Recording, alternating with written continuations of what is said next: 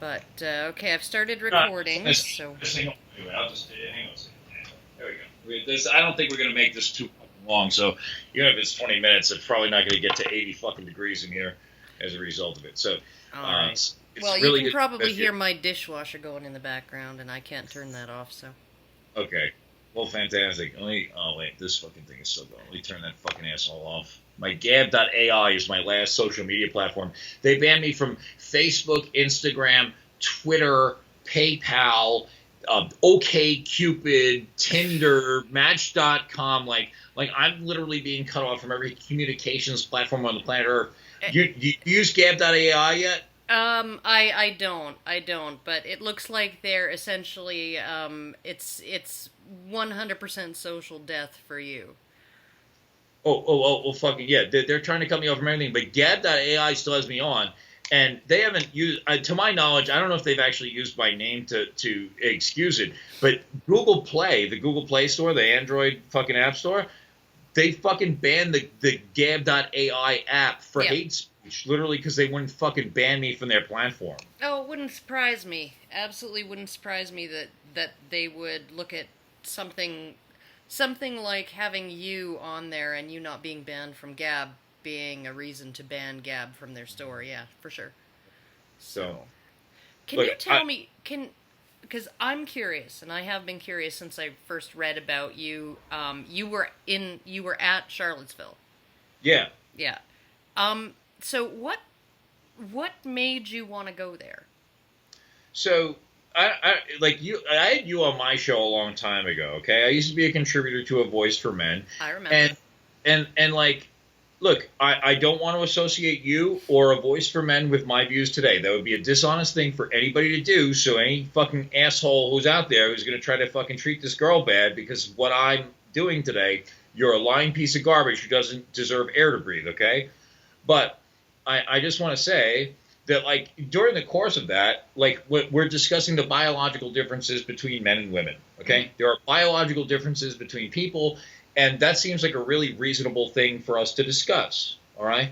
Now, the biological differences between people are not limited to gender.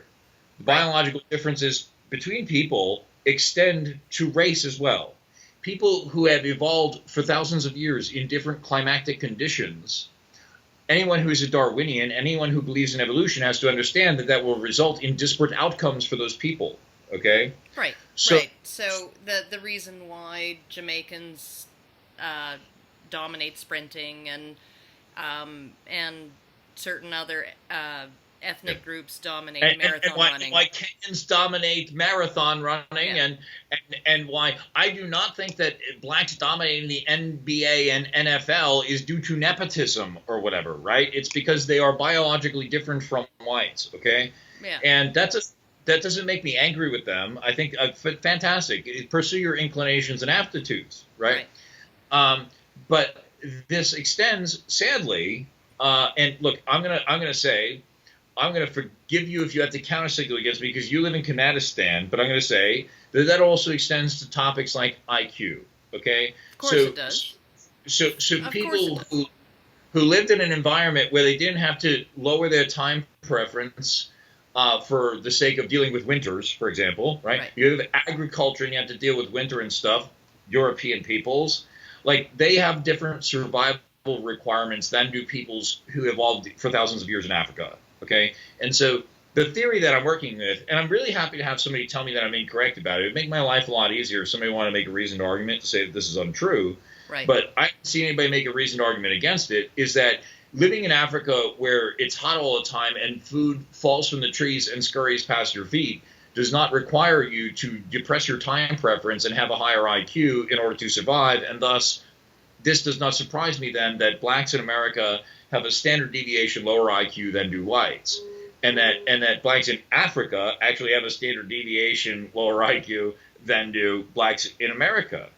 So this is a problem that results in them having disparate outcomes from whites in America, and that is why they are filling up our prisons. It is not because cops are out hunting Negroes for sport, and I say that with a degree of despair because, frankly, like I used to be involved in a police accountability movement. I used to write for copblock.org. Like I'm a guy who went out of his way to make cops look bad for a really long time. And the Black Lives Matter movement, with their rioting in the streets and their burning down pharmacies and pizzerias and blowing kind of opened your eyes. You know, I realized at that time, like I saw my fellow police accountability activists trying to make the cops out to look like racists. And as bad as I wanted to make the cops look bad, I knew that that was dishonest, and I just couldn't do it. You know. I agree. You know, like I broadly agree with a lot of what you're saying, right? That different ethnic groups are going to have different distributions of traits, including IQ. There's a reason why the Jews who historically have lived in Europe have higher IQs than anybody, including Asians, right? And it's because they were confined to white-collar work. That was their only avenue to success. And so the most successful of them were the smartest of them. This was back in a time when kings used to hire people to read shit for them because kings couldn't be bothered to learn how to read. Why would you? You can hire somebody to do that. Fantastic right? point. So essentially, you know, I get what you're saying, and I absolutely understand the argument of distribution in terms of, you know, and that disparity in outcome does not necessarily mean a disparity in treatment. And in fact, there has been a certain amount of evidence coming out of the scientific community that that on a per interaction basis, blacks are less likely to be assaulted or shot by police than any other ethnic group. And that's probably because everybody's so hypersensitive about it right now, right? But because they are the majority of interactions, and you can argue whether that's purely biological or purely socioeconomic or some combination of all of it, right? Cultural and the whole bit, right? I think any reasonable person would say that, like, it's a combination of factors, right? Yes. Like, any reasonable person would say that, like, no single factor is entirely responsible for this, right? Yeah. But the fact that there is a genetic component to it would seem to suggest that, like, their problems are not all the fault of white people, I guess is really, like, my most important factor, I don't even think I think even if you look at it from a primarily cultural and socioeconomic standpoint, I don't think that all of the problems can be blamed on white people. I don't think that, and in particular, I think that certain problems in the black community are actually caused by the white people that are supposedly the friends of black people, right? Right. The ones who want to subsidize their failures are not helping them as a racial group. Exactly. And so, I mean, like, I can totally get where you're coming from on a lot of these things. And I think that a lot of them are debatable and you know, I'm not going to agree wholeheartedly with everything, but I think that, like, there's definitely something here in what you're saying. And that something actually should not be looked at as questioning the unquestionable or violating some sacred object. Right. So, like, you know, I had you on a while back, and I don't remember if we took calls on the air when we did, but I have an open phones radio show. Okay. Mm-hmm. And the reason I came to these ideas is because people were calling in and making well-reasoned arguments, and, like, I just wouldn't hang up on them. Like, I wouldn't hang up on them just because they were racist or whatever, right? Yeah. I'm saying, like, okay, if you're a racist and I think racism is stupid, then I'm a smart guy. I should be able to, like, defeat your argument or whatever, right? And as time goes forward, I'm realizing that, like, it's very difficult to argue with these people because they were making reasoned arguments. I just told another host that I had an interview with earlier today, another Kanakistani. I apologize. Yeah, Kanakistan, thanks. You know, I said, look, I do an open phones radio show, and what I hope to come out of this more than anything else is that, like, somebody will call into the show and prove me wrong, right? Like, tell me that my ideas are bad, because my ideas are very unpopular, and I'd really love to believe in more popular things, and that would make my life a lot easier. Mm-hmm. So, like, that's why I take open phones. I'm very good at defending ideas, and it's entirely possible that I'm defending bad ideas just because I'm a smart guy who has verbal talents, right? But nobody has seen fit to do that. All that happens is whenever I talk about racial subjects, is people call me a racist and denounce me and attack me violently. Literally, I've been maced twice in as many days in the Charlottesville thing. Nice. People literally would rather beat the shit out of me than make their case. Yeah. And that tells me that they don't have a case to make, and that's why I believe the things that I do. I really hope that somebody can turn around and tell me that I'm completely wrong about all this stuff, and then I can believe in egalitarianism like everybody else, and then I can have a comfortable life. This is really the entire thing that, there was a beautiful rant by a British TV personality named Jonathan Pye. I don't know if you saw it, but it was right after Trump got elected. He's sort of the UK's answer to Jon Stewart. And so they had Brexit, and then Trump got elected, and he essentially said, it's our fault, the left has forgotten how to make an argument. They've forgotten that we need to make an argument, right? And you're a sexist, or you're a racist, or you're an Islamophobe, or whatever is not an argument. It's a slur.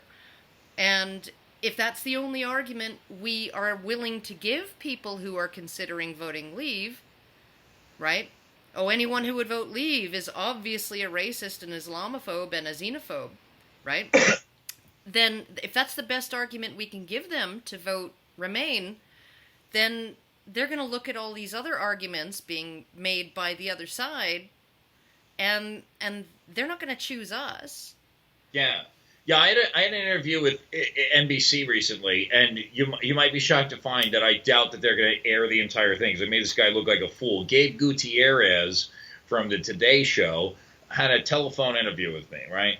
And this guy, what I said to him was, I'm like, look, he's saying to me, how can you defend racism? And I'm like, I think racism is normal.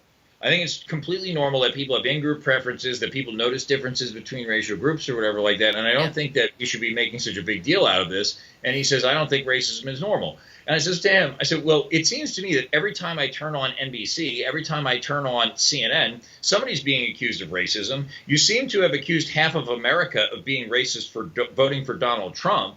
So, if you think that half the country is racist, then you must agree with me that racism is normal, Yeah.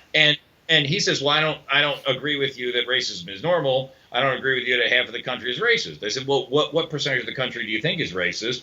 And he doesn't want to answer that. Yeah. Everyone who he disagrees with is a racist is the answer to the question, but he's not going to say that in the interview, right? Yeah, no. What I find interesting is that they've done studies and they've found that, and I am guessing that if it was a Chinese baby or an African baby raised in a black family, that baby at age usually around 9 months, when they become ambulatory and they start making strange with just strangers in general, right? They start having racial preferences, and they prefer people who look like their parents, and that's an evolutionary adaptation that tells them that these are people from my tribe, and so I probably shouldn't scream for help when I see them coming, right? Or I don't have to scream for help when I see them coming, right? The way I do with somebody who looks so different that I'm not even sure what they are at that age. So, racism is a biological mechanism. You train it out of people, out of children, by exposing them to people of different races and essentially promoting colorblindness, which is the exact opposite of what the left is promoting these days. They are promoting a focus on difference, right?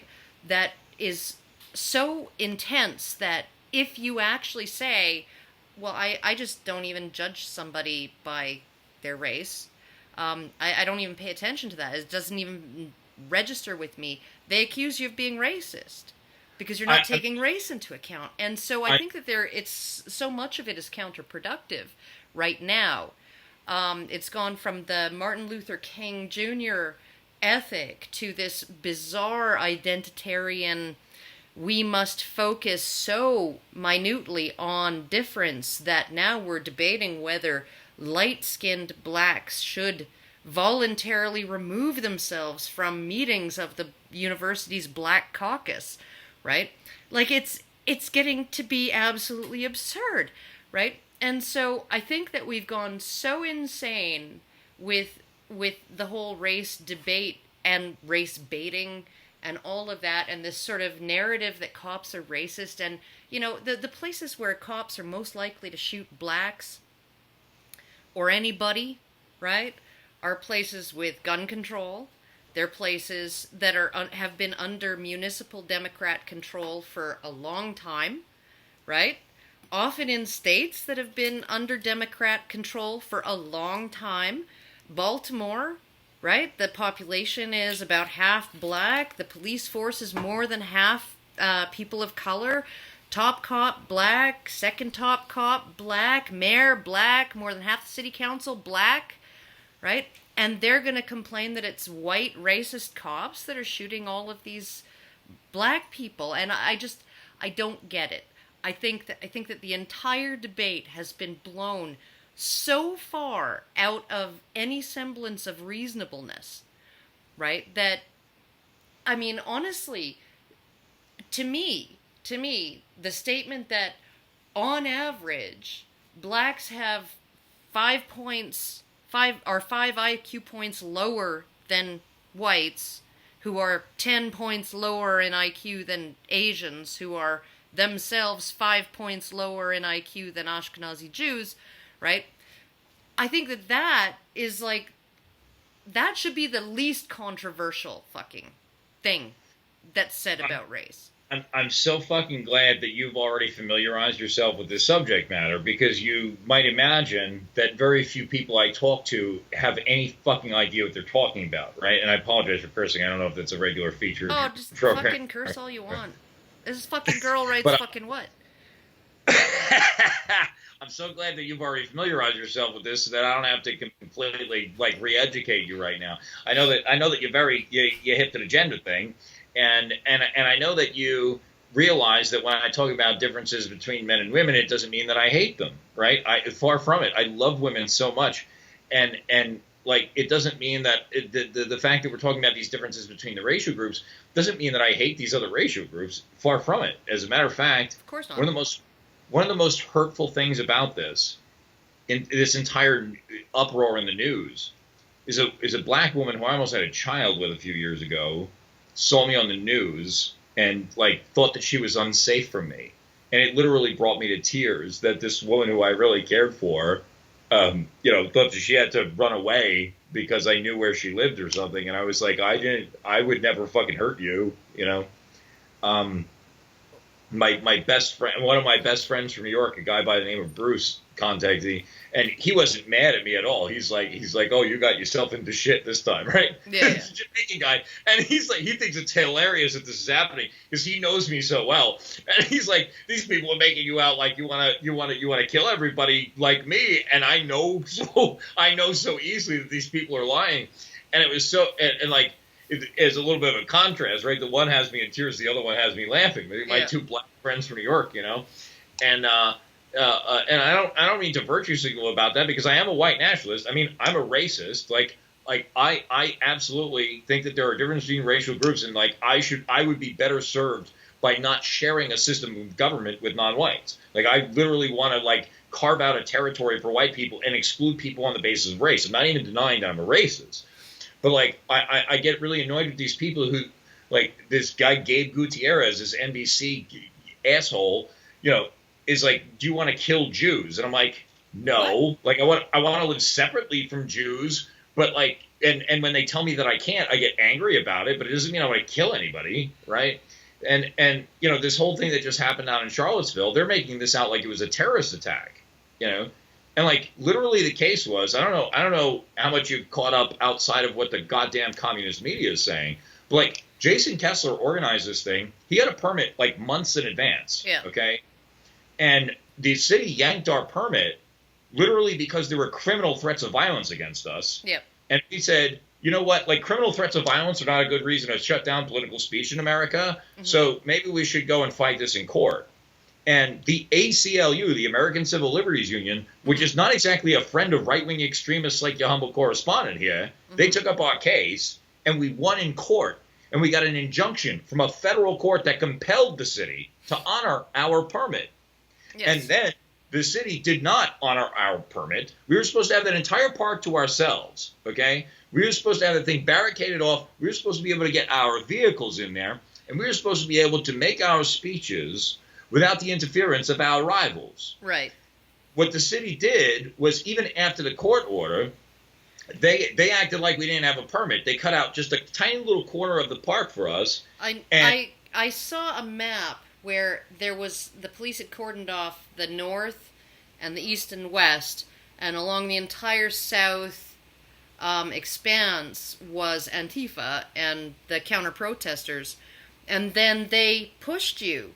The police essentially pushed you toward them, right? To even get to the park, we had to walk through a gauntlet of our enemies, where they threw rocks and bottles and piss and shit and pepper spray and fucking hit us with clubs, okay? This is literally what I had to walk through to go to a permitted demonstration where I got maced while I was walking to go someplace where we had a permit and won a court injunction to. Yeah. They did this on purpose. They did this to get us hurt. They're like, I told you I'm a racist, so I'm not trying to like save face here. I am not a Nazi. Okay? Right. I'm not a National Socialist. It's not what I am. I believe there are differences between racial groups. I believe that white people have accomplished more than other racial groups. And I think that those are objective observations. And for this, I get called a Nazi and all the worst things in the world. Yeah.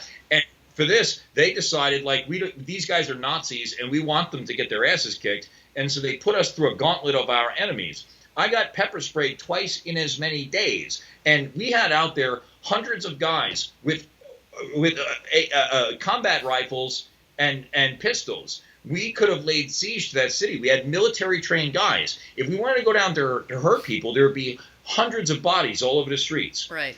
We were assaulted in a horrific manner, and not one of our guys fired a single shot, okay? I had a pistol on me on Saturday, and I got pepper sprayed. And as I was chased out of this park by police and protesters, I didn't shoot anybody, you know? We are prepared to defend ourselves. We fought them, right? Like, guys got hurt. I'm not saying we were nonviolent. I'm saying that we didn't initiate force. Right. You know, these people attacked us, and we beat the fucking shit out of them, right? But even guys with fucking guns on them didn't pull those pistols out and shoot them. We went there to have a peaceful, nonviolent demonstration with a permit championed by the ACLU, and these people almost got us killed because I think that's what they wanted. They wanted us to open fire on the crowd so that they could declare a state of emergency and start taking weapons away or whatever. Well, I think that they absolutely did want to sort of orchestrate a confrontation, for sure. Yeah. And what I found interesting, because I don't agree with white supremacy. I don't agree with white nationalism. I don't agree with an ethno-state. Even beyond the moral issues surrounding that, the pragmatic issues of actually, separating people. It's a difficult goal to accomplish, no question about that. I just don't think it's going to work. And I think that, honestly, the best thing that we can do is figure out a way to live with each other as we are now, and become a nation that is united based on cultural values, right? And a certain set of principles. Which, by the way, is what I genuinely think Donald Trump is trying to do. And I think it's a despicable tactic that the leftists are trying to associate him with me for their political gain. Well, what I found interesting is, because his first statement on what happened in Charlottesville was, that he condemned, racism, bigotry, and violence on many sides. And he said, on many sides, right? And so I knew right there that he's wise to this fucking whole, I don't call them the alt-left, I call them the control-left, right? You got the alt-right and the control-left. Catchphrase now, there's not an alt-left. There is no alt-left. The left is the left, right? Well, the Democratic Party and the Antifa rioters are the same fucking people in my book. But you only have so many who are willing to actually engage in political violence, and those would be sort of the control left that I would suggest is sort of comparable, I guess, to the alt-right. But I've been watching them perpetrating political violence against non-violent people, people who have not fought back, people who just wanted to see a gay guy who sucks black dick talk at a university, right? Like, honestly, they called a gay Jewish immigrant who loves sucking nigga dick. I'm sorry. They called him a fucking Nazi, right? Yeah, and a fascist. Like literally, you say a gay Jewish immigrant who's keen on black dick is a literal Nazi, and that's why you needed to start a riot and set a 6-figure arson. These people are completely out of their minds, and then they act like I'm a crazy person because I came down here prepared for violence. Yeah, no, and I mean, like, I've been watching them pepper spraying, a woman in a Bitcoin hat, and beating a man into a coma once he was down, and, like, I've been watching them do this stuff. I've been watching them spray paint liberals get the bullet too onto buildings, right? Like, I've been watching all of this go down, and I've been saying to myself, they are begging they're begging for a response, and they're going to get one. And when they get it, they're not going to like it, and they're going to play the victim, right? And so what Trump did in that first statement was he called both sides of it. He essentially said, you got Manchester fans, you got Arsenal fans, right? They act like hooligans, they have a riot, they beat the shit out of each other and wreck a bunch of stuff, right? Manchester fans and Arsenal fans are both to blame for this, right? And what everybody said was, because you didn't single out one side, right? Because you didn't specifically blame Manchester and only Manchester, you must be siding with Arsenal. Right? And I'm blown away by this. So then a couple days later, he names the far-right groups, KKK, neo-Nazis, white supremacists, all of that. He names them, right? But then he can't resist. A couple days after that, he can't resist saying, well, what about the alt-left? What about these people who were there, ready to engage? They were not there to peacefully protest, right? Antifa wasn't there to peacefully counter-protest. They were there to engage in political violence. And against a group that had a permit, right, that was not engaging in violence, right? And so I'm just like, I'm blown away by the way the media has spun this, in terms of, they have ignored Antifa, they have excused Antifa, and BAM, by any means necessary, and Black Lives Matter, and all of these groups, right, their pet groups. They've just excused the violence, excused the rioting, excused the looting, the destruction of property, the deaths, right? Excused it all, right?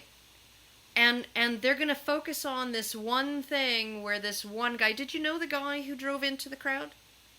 I have never met that guy before. And by the way, nobody that I know, and I know a lot of people in this movement, nobody that I know knows a thing about that guy, okay? Now, I'm not saying that because I want to throw that guy under the bus, by the way.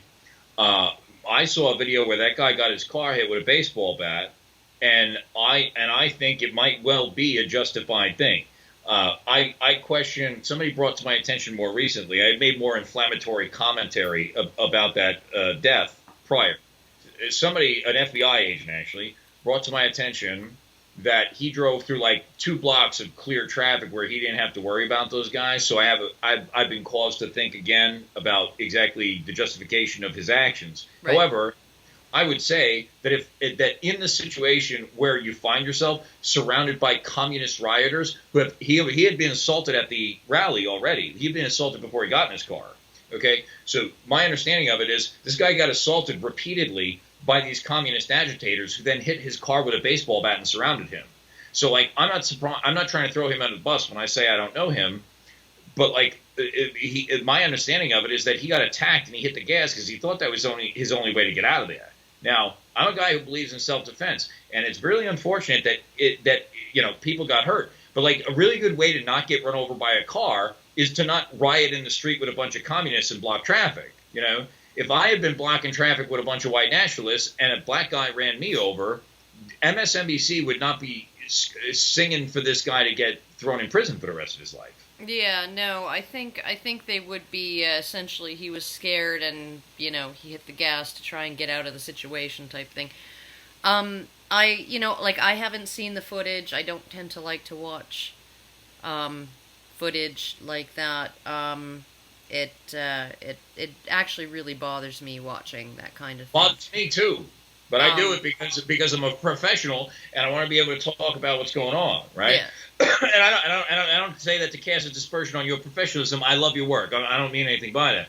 But like, I feel like it's my obligation to watch all this disturbing stuff because I'm the host of a show called The Radical Agenda, and I need to speak about what's going on in radical movements, right? And it's deeply upsetting to me that I have to watch all this stuff. It's deeply upsetting to me that I have to talk about the things that I talk about. I really caused myself a great deal of stress and trauma trying to understand all the terrible things that are going on in this world. But there are a lot of terrible things going on in our society, and somebody needs to try to understand them. And I feel it a privilege that I get to provide that service to my fellow man, frankly. And so, I watch these things, and people can Monday morning quarterback a thing all they want, right? But like when your life is in danger and you're surrounded by your enemies, like even if the guy made a wrong decision, that's not a reason to hem him up as a terrorist. You follow?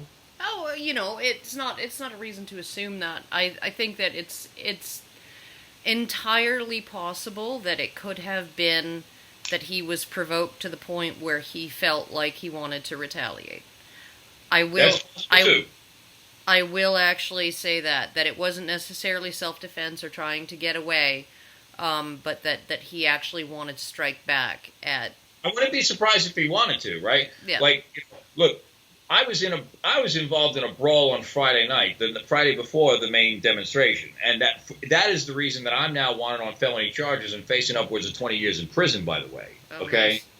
So, like, I'm about to turn myself into the Virginia authorities tomorrow once my attorney has a chance to talk to them, and like I'm facing 20 years in prison because people attacked me and I pepper sprayed a guy. Okay. So when I don't care what it does to my defense to tell you that it felt good to hurt those fucking people because I hate them.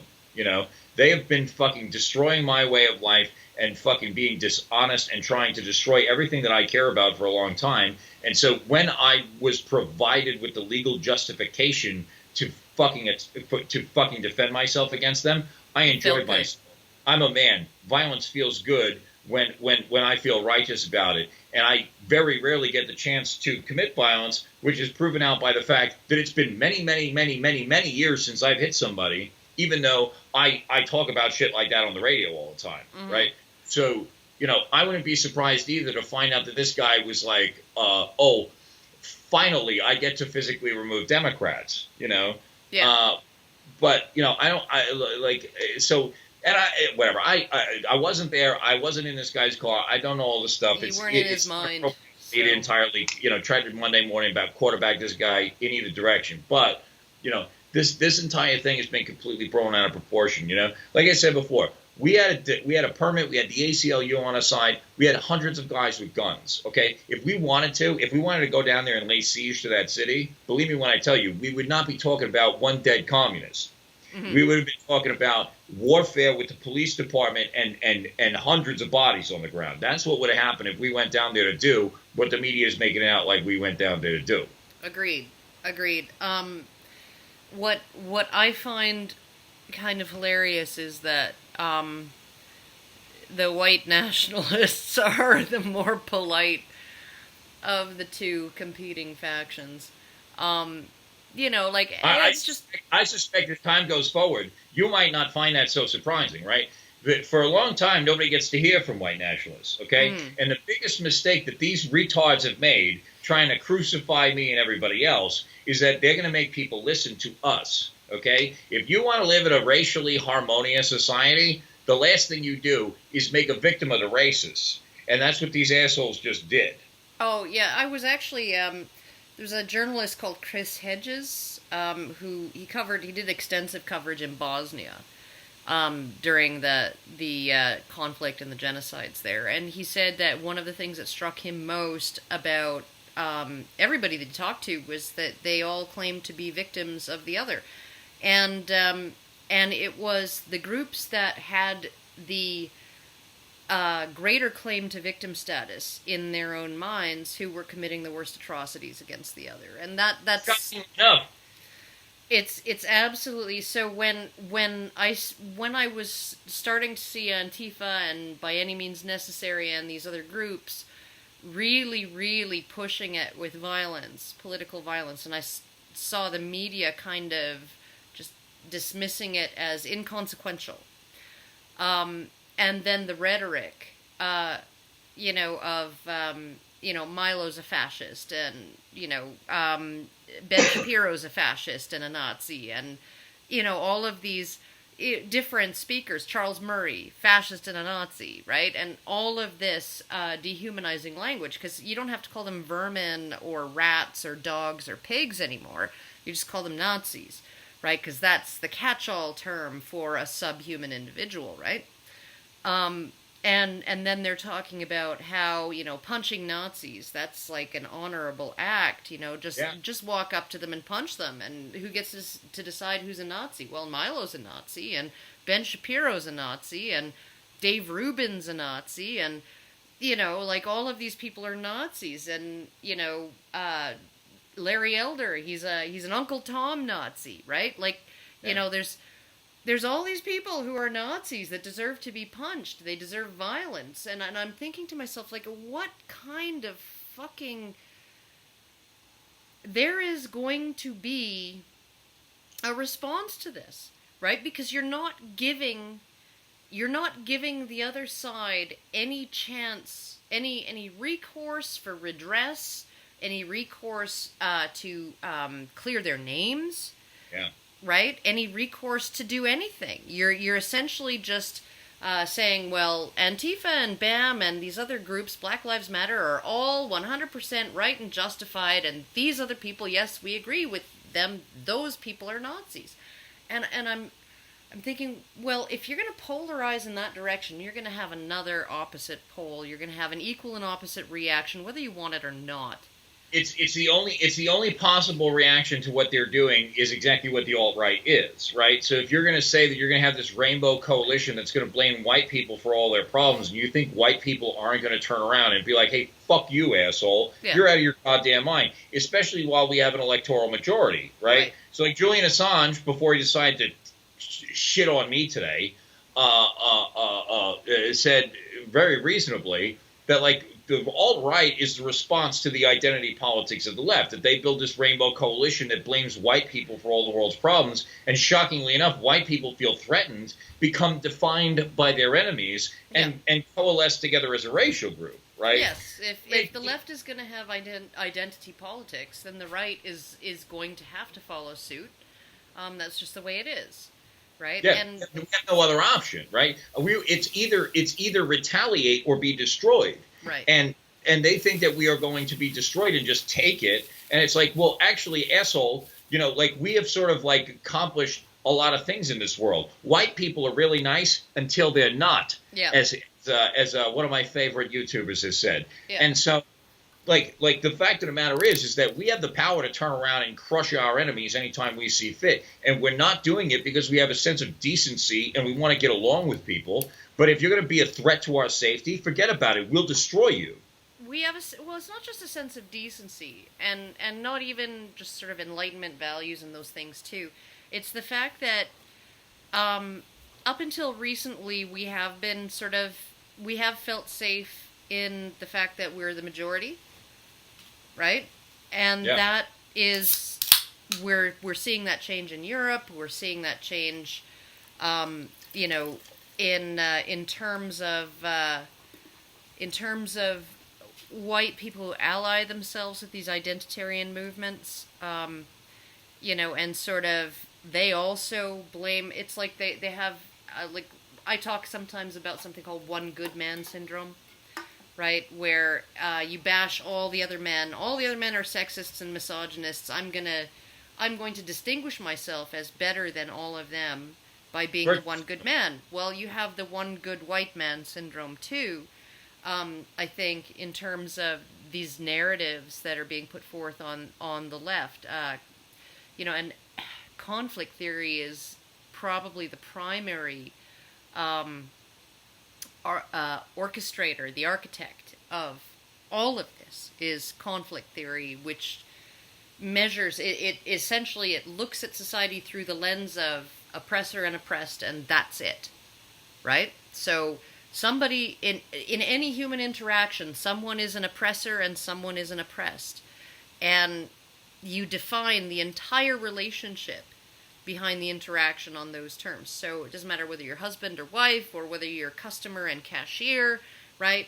Somebody's an oppressor and somebody's an oppressed. And the moment they started to attach those labels of oppressor and oppressed to things that cannot be changed, right?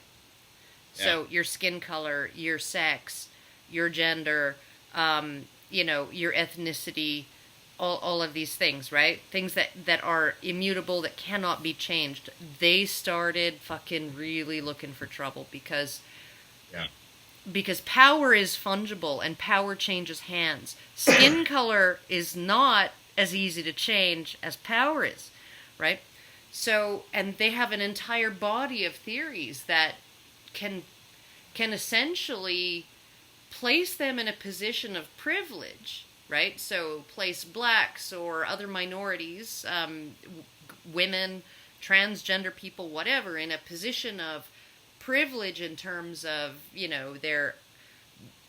them being someone who should be listened to. It's called epistemic privilege, right? Yeah. Based on their oppression status. But then you have to actually take into account that if they have epistemic privilege and they are to be listened to, then once society changes in the ways that these people with epistemic privilege want it to, right, now they are in a position where they don't have epistemic privilege, but they still can make the claim to have it, right? They can still make the claim to be oppressed even though they're now in power, right? And so, I mean, the entire thing is just so fucked up, and they're teaching this to university students, and you see the shit that's going on at Evergreen, you see the shit that's going on at Berkeley, and at Mizzou and Yale and all of these other places, all of these massive freaking uproars where the most privileged young adults in society are making grandiose claims to being oppressed, right, by microaggressions. And I'm just like, and making demands, and presidents of universities are stepping down based on this. And I'm just like, they aren't telling these kids what my grandmother would have told them, like, go find something useful to do, right?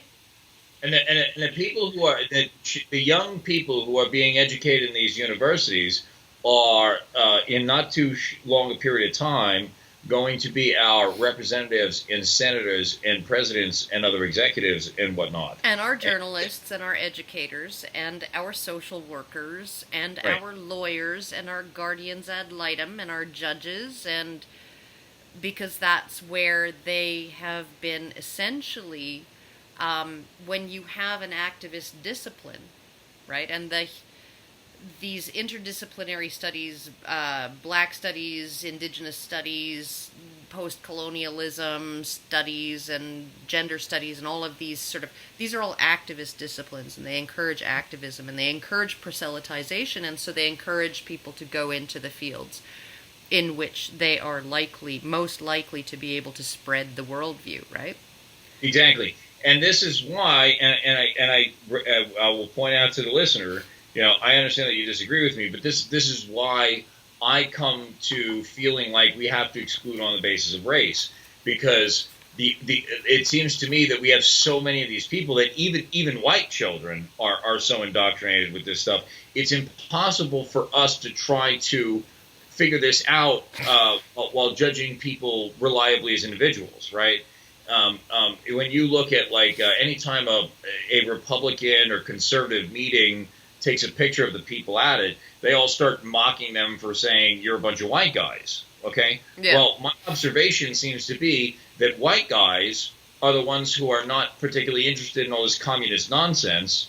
And so if I can have a place that's run by white guys, like, I would be better off. And I just, for all of the communist pieces of filth who are going to try to drag you through the mud for this, I'm not saying that you believe that, and I don't think that you do, but it's like, it seems like the most reasonable thing in the world to me, anyway, that, like, this would be a more reasonable place for me to live. And so that's why I consider myself a white nationalist.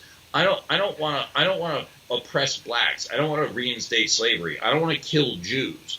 I want to live.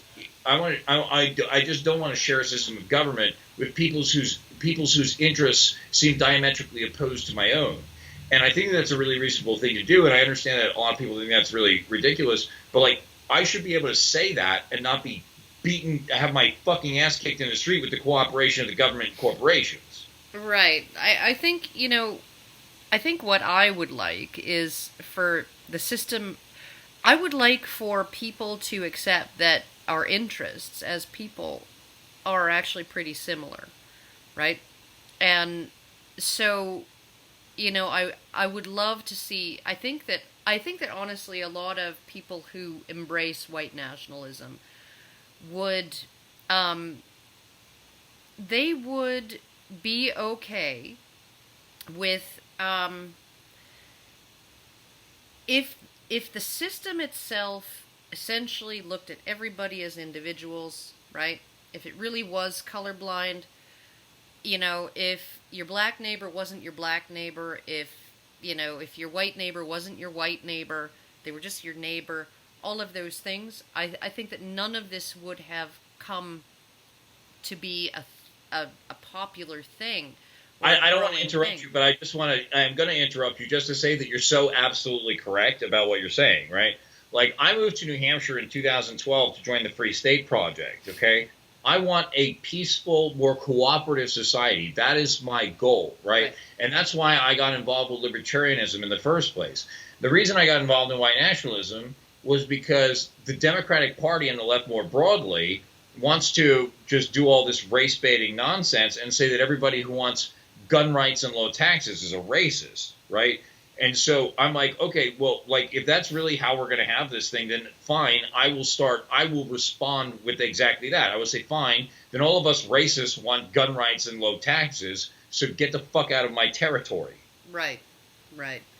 So, like, I don't know. I guess I'm just really saddened that it's starting to come to this. And like Allison, who's my co-host on Honey Badger Radio, said that she's hoping for a civil war because the other alternative appears to be genocidal violence, right? Like, that's, like, you can have one or you can have the other, and it's just, and it's really, like, I really do see your side of things, and I know you're getting emotional right now because it's... No, I don't want that to happen. You know what I'm saying? I really fucking don't. That's what people are acting like I'm trying to cause that, and I'm really fucking trying to prevent it, and it fucking really upsets me. I'm sorry. No, and I agree. I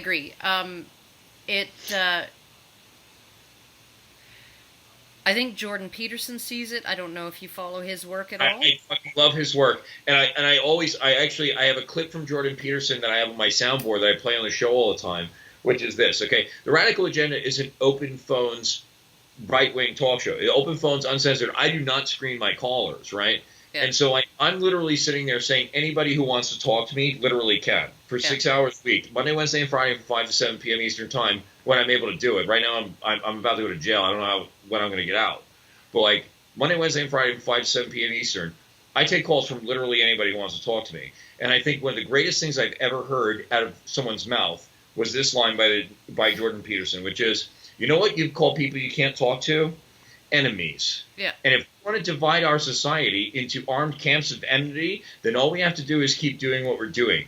I am literally willing to talk to anyone who will talk to me. If my ideas are incorrect, the reason I became a racist is because racists called me on the phone and made well-reasoned arguments, and nobody was willing to make a well-reasoned argument against it. All they said was, you're a racist, you deserve to die. And I was like, wait a second, that is not how reason and evidence work. Please call in and convince me of something else. All of these people who have gone out of their way to plaster my face all over the news, the most important thing, the best thing that could come of this is please, please, please, please, please, please, I'm fucking begging you on my fucking hands and knees, please, let me get back to doing my show, and let all of these people who think I'm the worst person who ever lived, you make a well-reasoned argument to convince me out of my ideas so I can agree with you and I can have an easier life by believing in popular things. It's what I want more than anything else, and nobody wants to do that. I've had my Facebook deleted, my Twitter, my Instagram, my OkCupid, my Match.com, literally every communications platform, my MailChimp,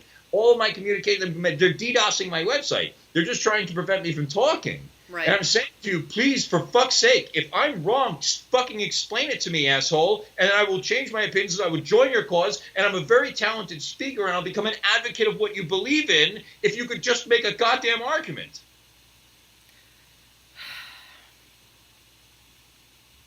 But apparently you're a racist and you deserve to die. Apparently. You know, I'm actually really glad you reached out to me tonight. I am too. And I'm gonna have to go here in a little bit. Yeah. So, is there anything else that you'd like to talk about at all? I think that we've done a really good job here, and I'm really glad that I saw you sign in and that I sent you that message, because I think that you've done a really good job of helping me pick this concept apart, and I've known that you're good at doing that. And you know what? I want to say too that I think that you have done a good job during the course of this of sort of exploring other sides of it than the explicitly ethnic component of it. And I really wish that more people would do that, because as soon as you start talking about it, people just shut down the conversation, right? And that's what's been so troubling to me. I really like I'm a guy who really wants to understand things, And when people resort to insults and violence, I assume that they don't have anything worthwhile to say. You seem to have been able to understand that there are biological components to this, obviously, but you're good at sort of adding some more nuance to it than I am, and I really appreciate your input, and I feel better for having this conversation. Oh, I'm glad, especially since you're going to be turning yourself into police tomorrow. I have always been one of those people where there are no sacred objects and there are no unquestionable assumptions, and so essentially, and here's the thing too, right? Because we just had the Google memo brouhaha, right? And everybody was saying that he was arguing in his memo that women are inferior, and I'm like, the majority of his argument is that men are more likely to be thing-oriented and women are more likely to be people-oriented. So how on earth is being more oriented toward people inferior? Because they're anti-human is what it is. I don't think that's it. I think that they essentially automatically presume the man to be superior. So I think that the people who automatically assumed that he was making an argument that women were inferior were coming from a position that men are superior and that women should be more like them, right? And if women can't be more like them, they should be made to be more like them. And right. That, I find that appalling, right? Even as a masculinized woman who, I'm lower in neuroticism than my boyfriend, and I'm so low in conscientiousness that Jordan Peterson had no comment on that. He made comments on all of my other big 5 traits, right? But then he just left a big long space in the email and then just put low in conscientiousness at the bottom and left it at that. Right?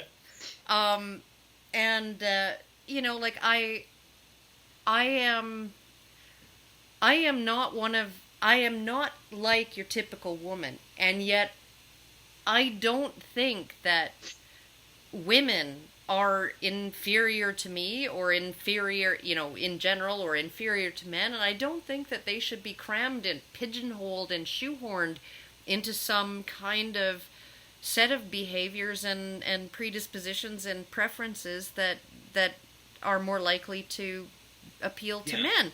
I mean, this is part of what I've loved about your work, and I'm really so glad that we had this conversation, right? Because, like, you know, I recognize that you are not your average lady or whatever, right?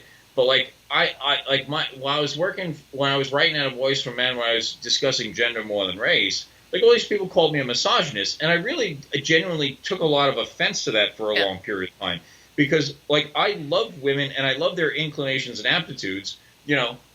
When I'm not crying about going to prison, I can be a fucking psychopath a lot of time, and I love the emotional connection that I make with women because I don't get it in any other way. Right. And I think it's so important. And like, you know, the hand that rocks the cradle rules the world and whatnot. You know, like I genuinely think of women as literally of higher value than men in society because, you know, they are, like, just the biological nature of it, the reproductive imperative of it literally means that we can, like, one guy can knock up an infinite number of women, and women don't have this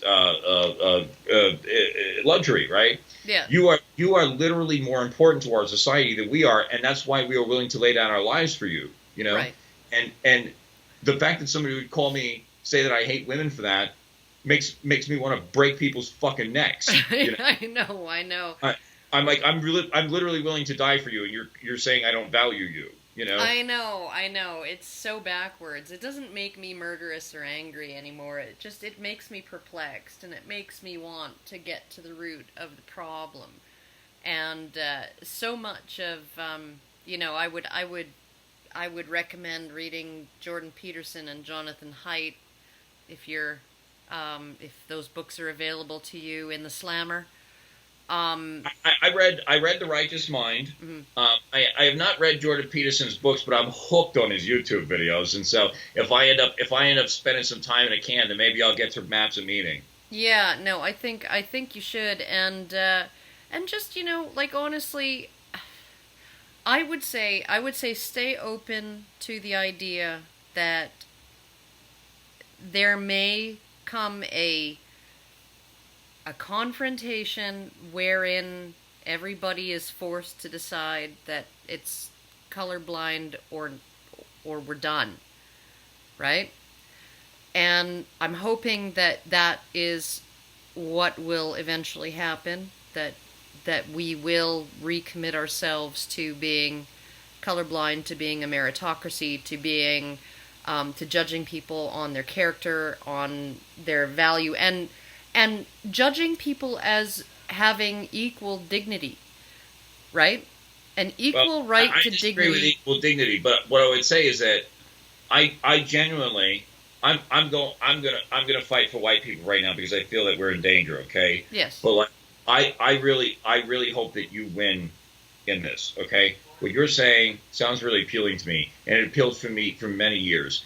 And I value so much my relationships with people who are not white that I really don't like the idea of excluding them from wherever I would live, because I really would feel like I would lose a lot from that. But like, I'm really starting to believe that, like, if I don't stand up for myself as a racial group, that I'm not going to exist anymore, and that my culture and history and race and nation will die. Right. And that is why I'm doing what I'm doing, because I think it's really important for me to do. But if we can get to that point where, you know, we can all live harmoniously with one another, and we're not all trying to direct the powers of the state to destroy one another, like, that would be a preferable outcome for me. I genuinely mean that. Yeah, no, I think that almost everybody feels that way. I'm gonna do you a favor. I'm gonna send you a video once I hang up here. It's the sweetest video ever, and I might even tag it at the end of this, because I think it epitomizes what really should be happening right now, as opposed to what is happening. right now. And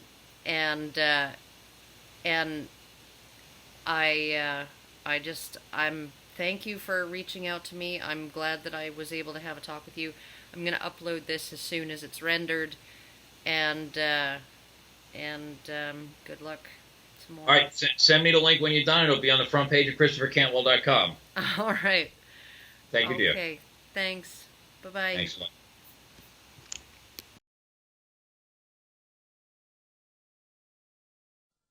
In '79, I think you would have been about 22, you went to a radio debate with the Reverend Wade Watts, who was the state leader of the National Association for the Advancement of Coloured People, who'd worked with Martin Luther King. Yes. And when you got to this debate, he held out his hand for you to shake. Yes, he did.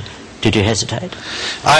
He caught me off guard. See, I'm expecting this black militant to come in with a great big afro this big and an African dashiki on with bones hanging around it and a button on that says, "I hate honkies" and "death to crackers," you know, all that stuff. And I figured he'd have on a You seriously thought Yeah, that? that's what I thought. And I thought he'd come in there carrying a boom box blaring out the theme from Shaft. I figured he'd flash the switchblade at me and go, "Black is beautiful, honky. I'm going to kill all you white devils," you know. That's what I thought I was going to see.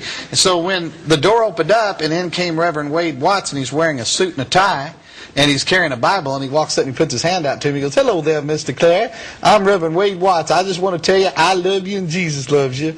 And I mean, I'm shocked, you know. And then he puts his hand out, and I'm shaking his hand without thinking, because this wasn't what I was expecting. Then I realized I just broke a Klan rule, and I jerked my hand back, you know. And I started looking at my hand, which he saw that, and that was met as an insult. The Klan rule book says the physical touch of a non-white is pollution. And I thought, I just shook hands with a black person, and he sees me looking at my hand. He goes, "Don't worry, Johnny, it don't come off." And you know, I start calling him names. I go, "You no good, sorry, bleep, bleep, bleep, you mother this, you that." And he looked at me and he goes, "God bless you, Johnny." He says, you can't do enough to me to make me hate you. I'm going to love you, and I'm going to pray for you whether you like it or not." And I didn't know how to deal with that. I had never had that happen to me before. A few years later, you burnt down his church, didn't you? Set fire to his church. See, what happened was we started off going by his house, calling him names. We got no response. Threw trash all over his lawn. Got no response. We showed up with our sheets and hoods and stood out there in his yard. Said, "Get on out here, boy. We got something for you." And he comes outside and he goes, "Boys, Halloween's 4 more months away. I got no trick-or-treat in here for you. Come back in October." And he goes back in the house. That's a brave man. Yeah, and I mean, I didn't know how to deal with this. And so the Klan goes, "You got any more bright ideas?" I said, "I don't know." I said, "I'll tell you what we'll do." So we burned a cross across the street from his house. He came outside and asked us if we needed hot dogs and marshmallows for our barbecue, you know. So finally, I said, "I'm tired of messing with him," and we set fire to his church. And they put the fire out before the church was destroyed. And I remember I called him up and disguised my voice, and I said, "Hey, boy, you better be afraid. We're coming to get you, boy. You don't know who we are, but we know who you are." And he goes, "Hello, Johnny," and all that stuff. He goes, "A man like you takes the time to call me. I'm so honored," and all that stuff. He goes, "Let me do something to you." He goes, "Dear Lord, please forgive Johnny for being so stupid. He doesn't mean to be so ornery. He's a good boy trying to get out somewhere in there." And I hung up the phone on him. I said, "How dare him?" And so the funniest thing that happened with him, though, is I didn't know what to do, and I was at my ropes in, and one day we was watching him, and he went into a restaurant.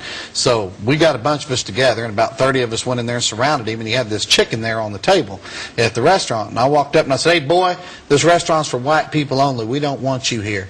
I said, "So I'm going to make you a promise." I said, "I promise you we're going to do the same thing to you that you do to that chicken. So you think real hard before you touch that chicken." So he looked at me and looked at the Klan, then he picked up the chicken and he kissed it. And when he kissed the chicken, the whole restaurant acted just like y'all did. They all start laughing, you know, and everything. And I looked up, and even the Klan was laughing. You got to admit, that was funny. I said, every one of you outside. I'm outside, and they're doubled over laughing. I'm going, "You guys are going to get suspended and lose your robe for 2 weeks." I said, "I'm getting tired of this." And I'm hollering at them and yelling, and they're laughing. I heard a horn honking, and Reverend Watts is driving off going, "Bye, Johnny," you know, and stuff. And that's how he chose. That's how one old black, we never bothered him again, and that's how one old black man defeated the entire Ku Klux Klan. Because he used this instead of brawn. And he used this too, a very brave man. Heart, yeah.